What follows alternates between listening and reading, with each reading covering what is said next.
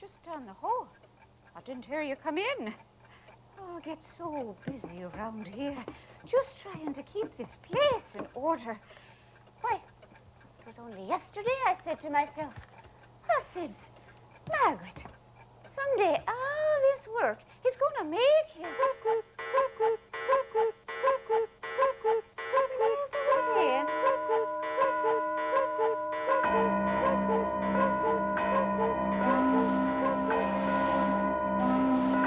You'll have to excuse me for a moment. It's time for me to check in with the professor.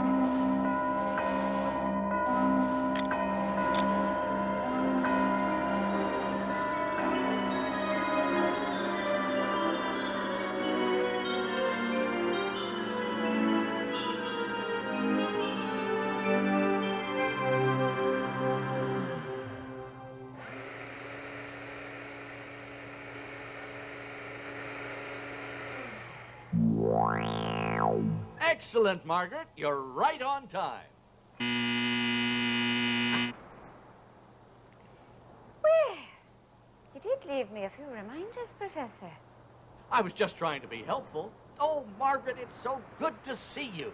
Now, I'm sorry I didn't contact you sooner. It's just that things have been so exciting around here. Well, things haven't exactly been dull around here either. Oh, well, tell me how you're doing. Is everything still all right around the house? Still all right? Professor, we had a fire in the laboratory. Half the room burned down. No problem. The place was much too big to begin with. Yes, well, your chimpanzees got the car started again. This time they almost made it to the highway. Amazing! How do they do it?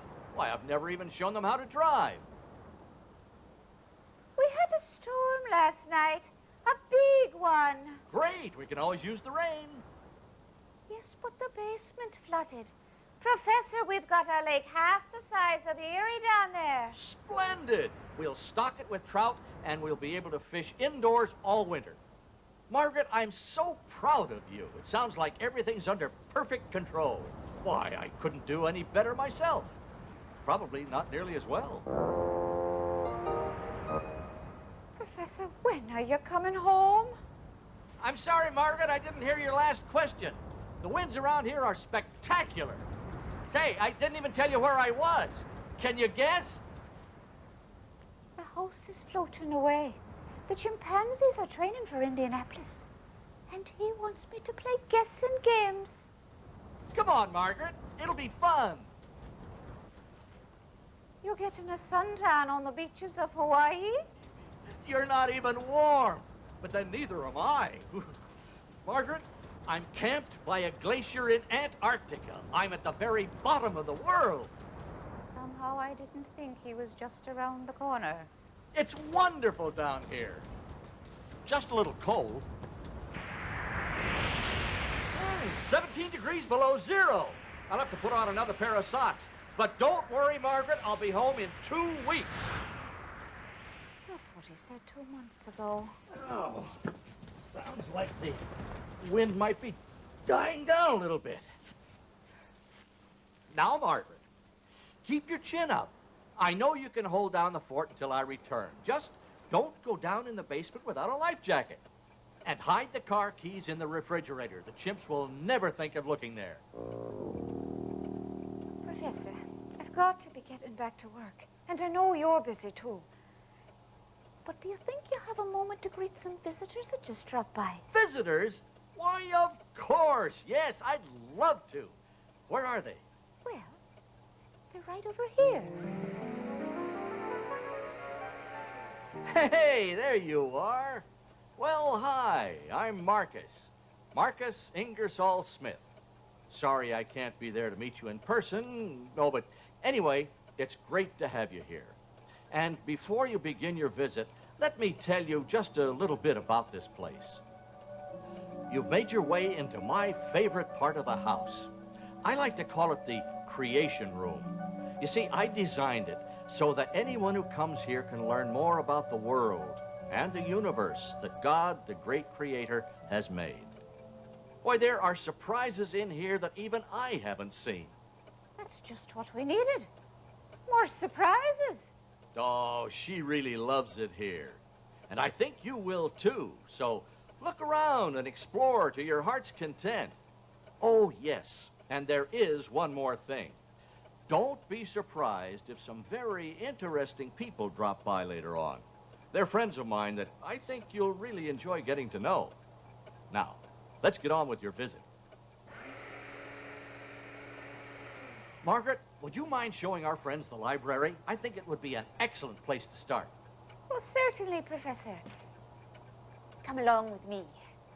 That is, if you can find your way through all this stuff. Professor, any particular volume you have in mind? Oh, you know I love them all. But let's take a look at that album of pictures I took on my last trip. Oh, yes.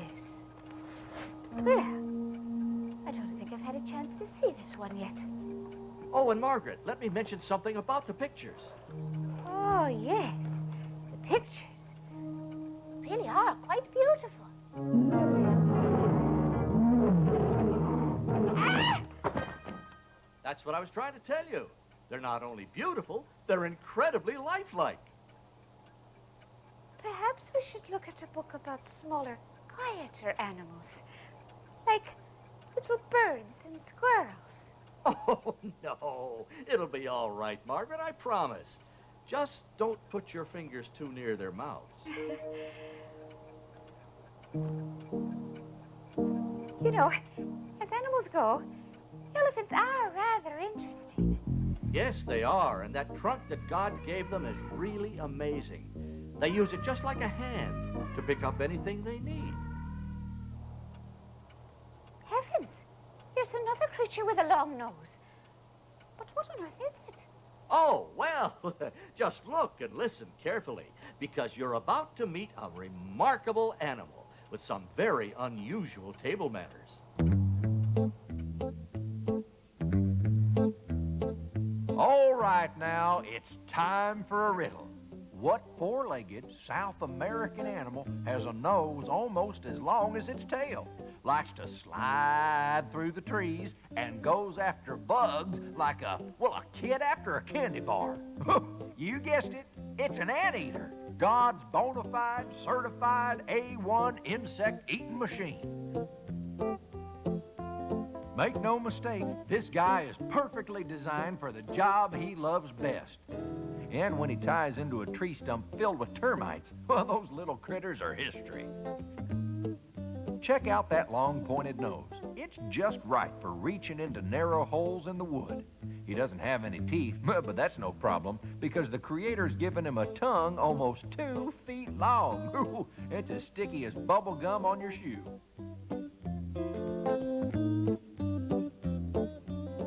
An anteater has some of the fanciest clothes in the jungle. I mean, with a fur coat that looks like pants and suspenders, this guy's always dressed for dinner. God has also equipped him with a strong tail and sharp claws that really come in handy when breakfast is crawling high up in the trees. Why, on a good day, he can swallow more than 30,000 insects.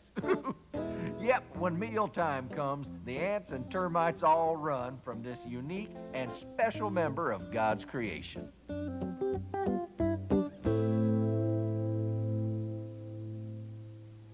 Well, what did you think of the anteater?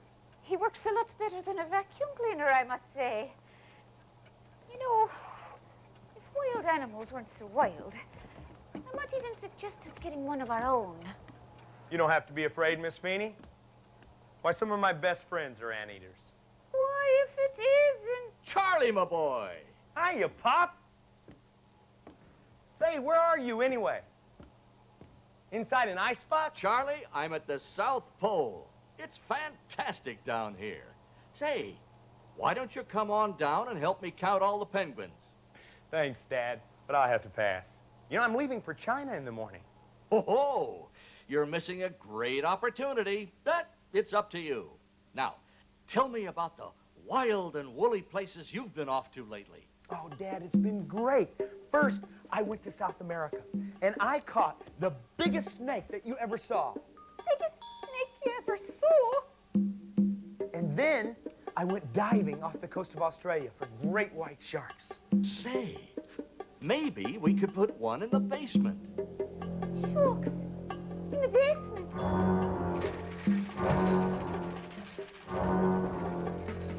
And finally, I traveled through Africa, and I even brought you back a little pet. A little pet?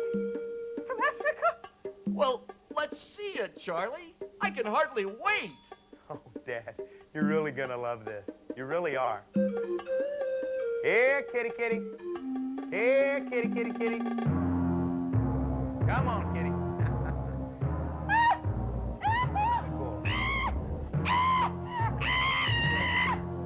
Good boy. I thought I put that book back on the shelf. He's wonderful. Don't worry, Mrs. Feeney. He's really quite friendly. And besides, he's already had lunch. Yes, I'm sure it'll be all right, Margaret. That's easy for you to say. You're 8,000 miles away. No, really. He'll just stay here while I do a little writing. And then when I'm through, I'll take him back to the most fantastic zoo in the world. Where's that, Charlie? San Diego? London? Actually, Dad, it's anywhere where animals can run, swim, and fly free. I like to think of it as God's great creation zoo. And to me, well, it's the most exciting place on earth. Right, Kitty?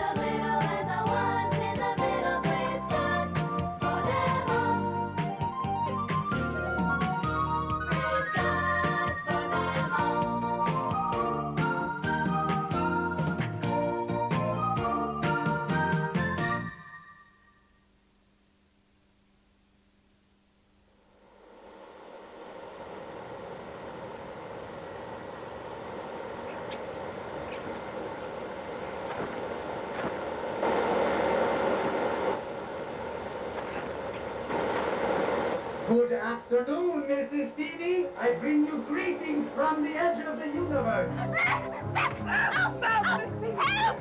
Release! Release! Release! Please! I've been a Joshua!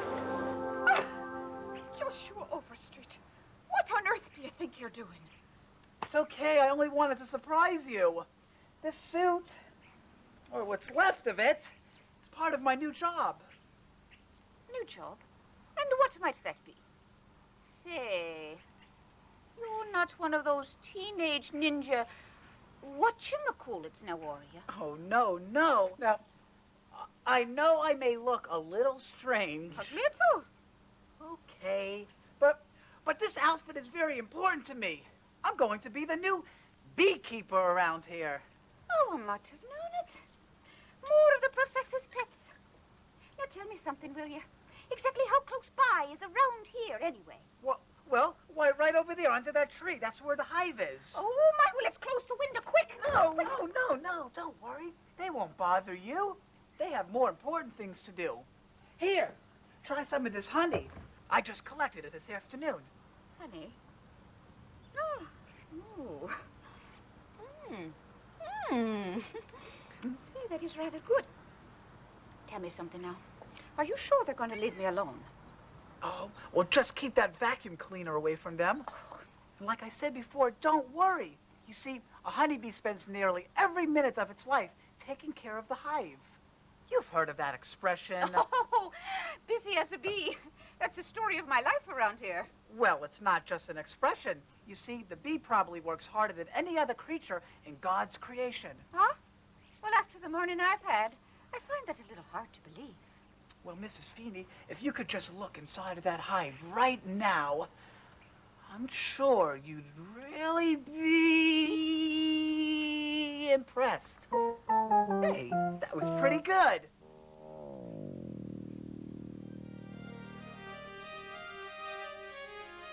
Hey, come on down. Hi, I'm Fred. Welcome to my home. Oh, I know as well as you do that bees can't really talk, but if you use your imagination for a few moments, my friends and I can show you some amazing things that go on here in the hive nearly every single day. First, let me explain all the buzzing you hear. It's really the sound of our wings beating hundreds of times a second. A little later, you'll see why it's music to our ears. A honeybee hive is a little like one of your cities or towns, where different jobs and responsibilities are important to every member of the community. Over here, for example, our construction crew is hard at work building the honeycomb, where we'll store our food and also care for the baby bees. God has given us a special ability to make flakes of wax and then shape those flakes into strong, six-sided compartments called cells. Now let's go down to the nursery and see how the young bees are doing. These newly hatched bees, called larvae, don't look anything like the adults. But just give these little white grubs a few weeks and enough food, and they'll be buzzing around like the rest of us. Oh, there's a nurse bee. She's part of a team that takes great care of the larvae. The nurses work around the clock, feeding the babies bee milk, nectar, and honey, and the breakfast of champions. Hot weather can be really hard on the young bees, so when the days get warm, we turn on the hive's special air conditioning system. First, some bees go out and collect water that's spread around inside the hive. Then we stand in the doorway, fanning our wings just as fast as we can. This makes a nice breeze that evaporates the water and really cools things down. Hey, it's a lot cheaper than electricity.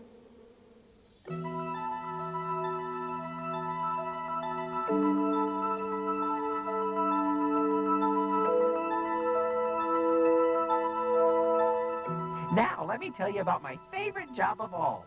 When a worker bee reaches the ripe old age of 4 weeks, she gets to collect food, and the flowers around the professor's house are loaded with sweet nectar and pollen. Now, we don't all go out looking for food at once. No, God has designed a far better way to do the job. If you set out a saucer of sugar water, you'll see exactly what I mean.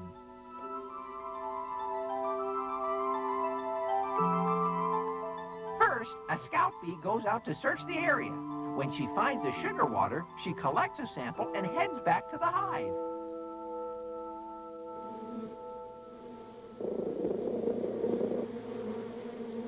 Now, I know I told you that bees can't talk, but we can communicate. That funny dance of wiggles and buzzes that the scout is performing lets us know the exact distance and direction to the food she's found. It isn't long before we're all sipping ourselves full. Oh, there's so much more I could tell you about life here in the hive, but I've got to get back to work. I hope you can visit again real soon. Just buzz on by and tell the bees at the door that Fred sent you. Bye now.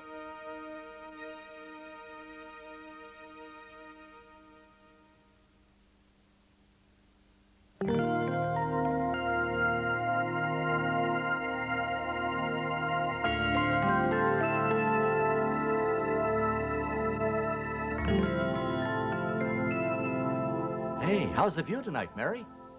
Oh, hi, Professor. It's absolutely beautiful. How is it where you are? Clear and cold. Yes, but I'll bet you've got plenty of ice cubes. A lifetime supply. Say, Mary, would you mind telling my friends a little about what you're doing? I'd love to, Professor. Hi. I'm glad you waited until my favorite part of the day. You see, I come here almost every night to watch God's biggest and brightest creations. It's always a wonderful show, and the admission is free. Come on, take a look for yourself. I think you'll really like the view.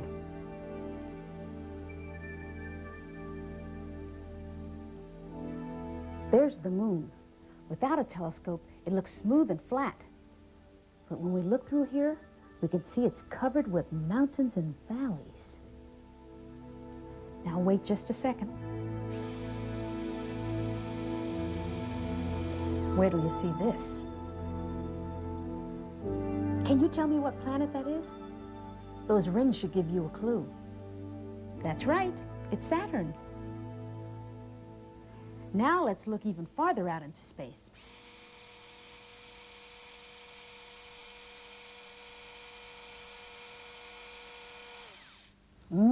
Yes. There it is. The Milky Way. No, not the candy bar. The galaxy. The Milky Way is really a collection of stars and dust, gas, and planets, including our own Earth. It's shaped something like this, like a big spiral, and we're right about here. You know, when I was your age, I used to try to count all the stars in the sky. It was hard, but one night I made it all the way to 311. I never did quite count them all. Now I understand why. You see, after many years of study, astronomers now believe that the number of stars in space is probably greater than the total number of grains of sand on all the beaches of all the world.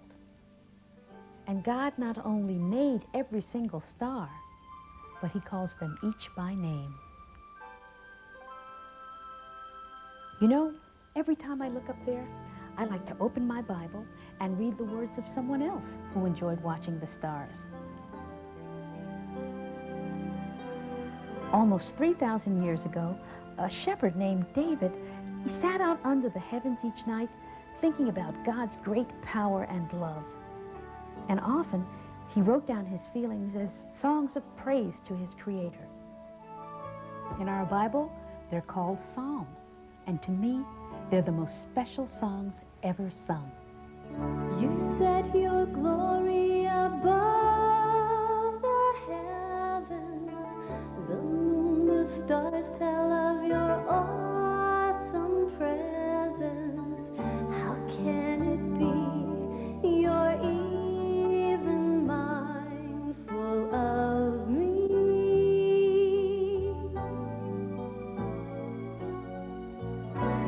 Oh, my Father,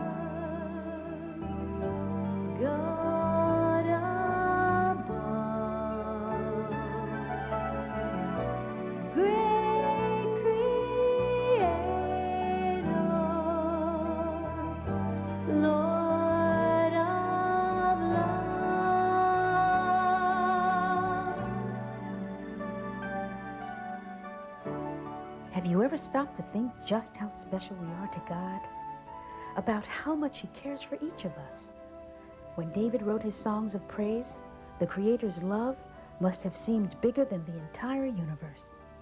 For the same God who had the power to fill the skies with more stars than we could ever imagine loves every person he has made with the greatest love ever known.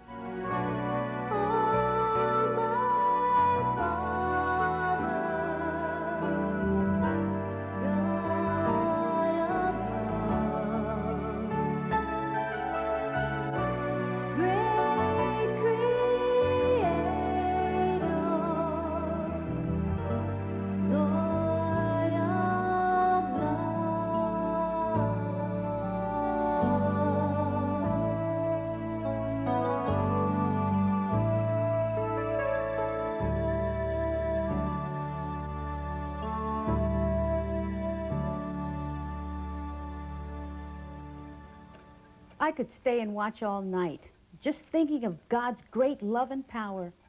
But it's getting late, and I think we should all be getting home. I hope you've enjoyed your visit. Oh, Mrs. Feeney. All that excitement today must have really worn you out. I think I'll let you sleep for a while. I'll keep an eye on her, Mary. Oh, thanks, Professor. Would you like for me to turn the lights out on the way out? That's okay. I can turn them off from here. Another invention? Just a small one. Will you be back tomorrow night? Well, there's still plenty of stars to count. Like the grains of sand on the ocean shores. Like the grains of sand. Well, good night, Professor. And keep warm.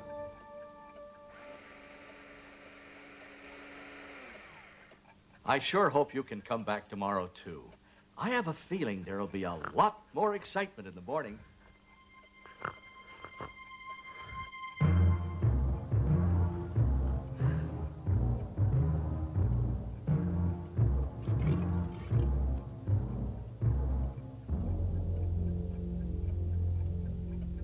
Good night, Margaret. And thanks for taking such good care of the house.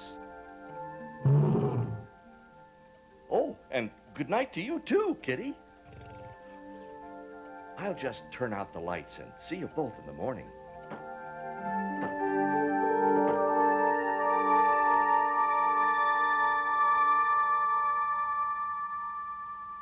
Gee, I wonder if Charlie remembered to feed that lion.